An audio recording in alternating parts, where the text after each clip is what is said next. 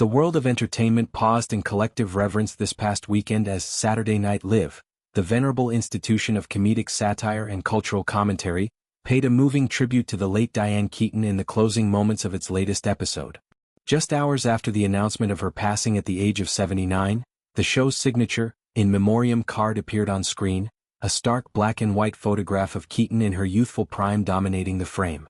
She was captured in her trademark ensemble, a crisp collared shirt paired with a neatly knotted tie, her expression a mischievous grin directed slightly off camera, as if sharing an inside joke with an unseen confidant.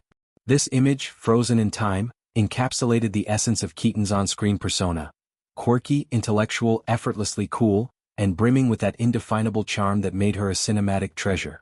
The tribute's simplicity was its strength, allowing Keaton's visage and style to speak volumes without the need for elaborate eulogies.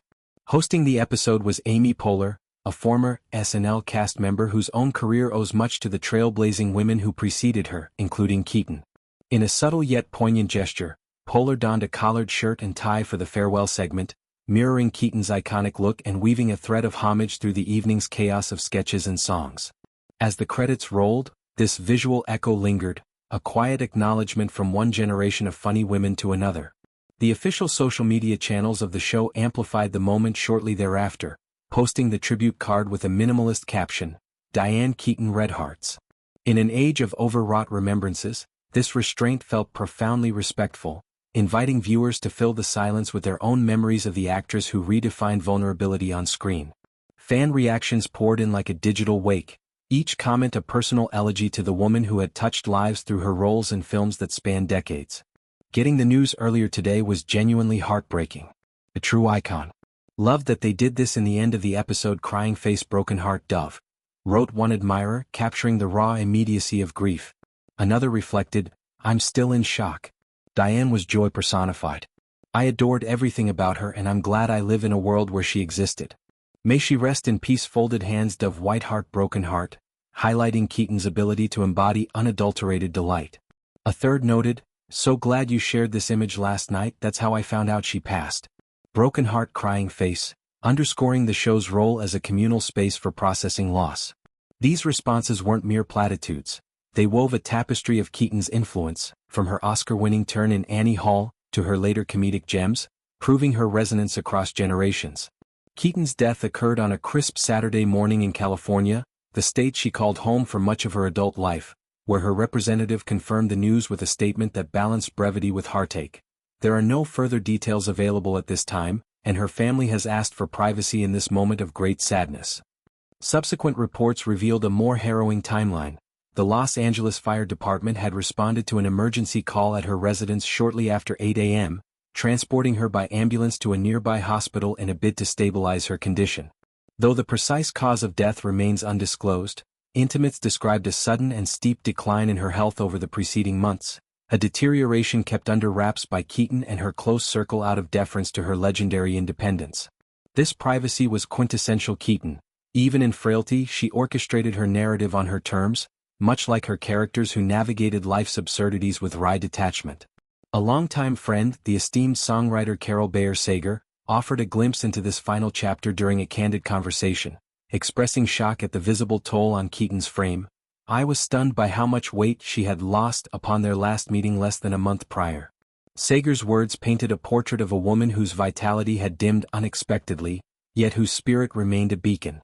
Another source elaborated on Keaton's devotion to her Brentwood enclave, a leafy Los Angeles neighborhood where she had resided for decades, walking her beloved dog daily until just months before her passing.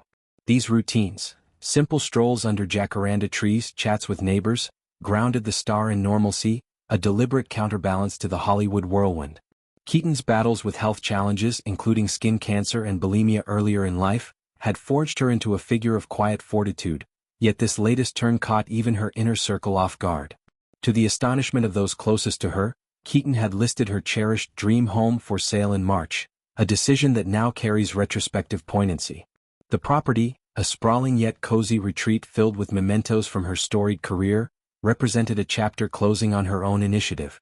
Her final Instagram post, shared in April to mark National Pet Day, showed her beaming alongside her furry friend, her eyes twinkling with the same impish glee that charmed audiences in The Godfather trilogy or Something's Gotta Give. In that image she appeared vibrant, engaged, utterly alive, a stark contrast to the swift unraveling that followed. It was as if Keaton, ever the director of her own story, chose to bow out on a note of levity, surrounded by the uncomplicated love of a loyal companion. Reflecting on Keaton's oeuvre invites a deeper appreciation of why SNL's tribute struck such a chord. Her breakthrough in Woody Allen's Annie Hall in 1977 wasn't just a performance. It was a revolution, blending neurotic wit with profound emotional truth in a way that shattered rom-com conventions. Dressed in menswear-inspired outfits that became her signature, Keaton's Annie was a neurotic New Yorker whose stream of consciousness asides felt like confessions from a best friend. This role earned her the Academy Award for Best Actress, cementing her as a muse for the me decade and beyond. Yet Keaton's range extended far. Her chilling turn as Kay Adams in The Godfather showcased steely resolve beneath fragility, while later roles in Nancy Meyers' comedies like The Holiday and It's Complicated revealed a seasoned warmth that endeared her to millennials discovering her through streaming. Off-screen, Keaton's life was a mosaic of contradictions that fueled her art. Adopted into a conservative family, she rebelled through theater at Santa Ana College, eventually landing in New York to study under the legendary Stella Adler. Her early SNL stint in 1975, though brief, planted seeds of comedic timing that bloomed later. Motherhood came later in life via adoption. 2 children, Dexter and Duke, whom she raised with fierce protectiveness in that very Brentwood haven. Keaton's memoirs, including the candid Then Again, delved into her bulimia struggles and complicated bond with Allen, offering raw insights without sensationalism. Her advocacy for adoption and mental health awareness further burnished her legacy, making her not just an actress but a cultural conscience.